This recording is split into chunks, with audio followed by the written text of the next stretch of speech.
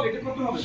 হ্যাঁ 6 আচ্ছা আলিমা মা বলেছে 16 হবে না, এক কাইটা দাও, শুধুমাত্র 6 হবে। ঠিক আছে, আলিমা কি ঠিক বলেছে? জি না। আচ্ছা তাহলে কে বলতে চাই সঠিকটা কি? আপনি বসেন, আম্মু বসেন, আম্মু বসেন, আপনি বলতে চান? হ্যাঁ আচ্ছা কত? 12। আচ্ছা এটা উত্তর হলো 12।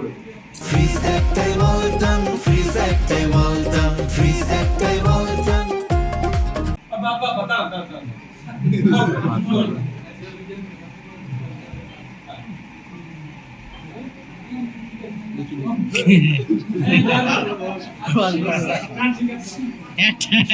ঠিক আছে? জি না। এটার সাথে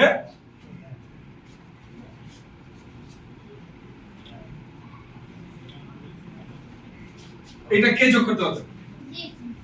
হ্যাঁ খাতায় করে ফেলতে দেখি কে কে, সবাই খাতায় করে।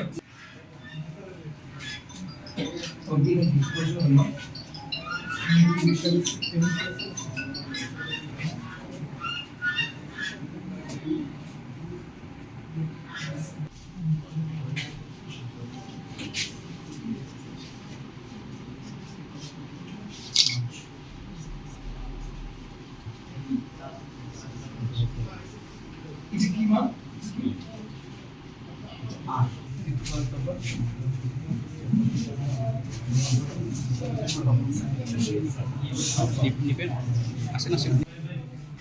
আচ্ছা কি বলছে ভাই?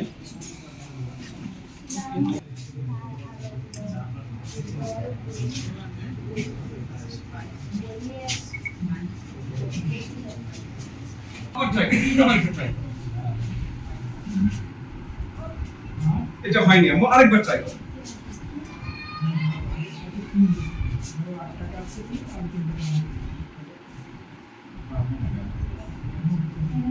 যখন পড়বেন, টিচার যখন পড়াবে, স্যার যখন পড়াবে, একদম তাকিয়ে তাকিয়ে আঙ্গুল দিয়ে দিয়ে প্রত্যেকটা অক্ষর, প্রত্যেকটা শব্দ তাকিয়ে তাকিয়ে যাবেন। ঠিক আছে? কোন শব্দ যদি স্যার পড়ছে আপনার পড়তে অসুবিধা হচ্ছে, তখন কি করবেন? হাত তুলবেন। কি করবেন? হাত তুলে স্যারকে বলবেন, স্যার এই শব্দটা পড়তে পারছি না। কি বলবেন?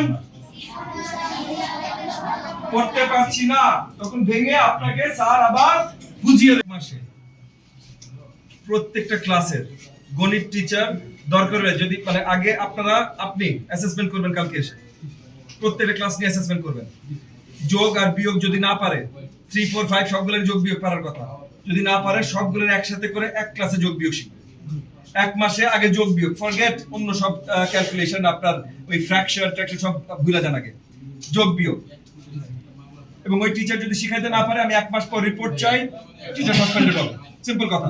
ডিপিও সাহেব সেম জিনিস, বাংলা রিডিং যারা অক্ষর চেনে না সেটাও যেমন স্যার একটাকে বলছে যে তুমি অক্ষরটা ইংরেজিওটা তাই 1 মাস 1 2 3 4 5 গুলো সবগুলো, যেগুলো 5 এ পারে না, 5 এ কয়েকজন পারে, যারা পারে না সবগুলোকে একসাথে নিয়ে, কার বয়স কত ইম্পর্টেন্ট না, এটা আপনি চিন্তা করবেন রেমেডিয়াল ক্লাস। জি স্যার।